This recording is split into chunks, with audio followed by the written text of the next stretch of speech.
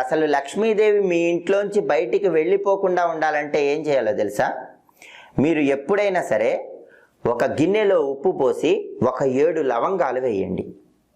7 లవంగాలు వేసిన తర్వాత ఆ గిన్నె పట్టుకుని ఇల్లంతా తిరగండి. అలా తిరిగిన తర్వాత ఎవరు చూడని ప్రదేశాలు కొన్ని ఉంటాయి కదా ఇంట్లో, అంటే ఎవరు ఎక్కువగా తిరగని ప్రదేశాలు. అలా ఎవరు ఎక్కువగా తిరగని ప్రదేశంలో ఈ గిన్నె ఉంచండి. ఆ గిన్నెకి పాజిటివ్ వైబ్రేషన్ లాగే శక్తి ఉంటుందండి.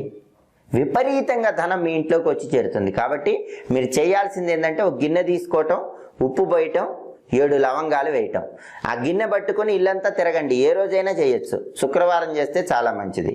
ఇల్లంతా తిరిగిన తర్వాత ఇంట్లో ఎక్కువ మంది తిరగని ప్రదేశం ఉంటుంది కదా, అక్కడ ఈ గిన్నె ఉంచండి.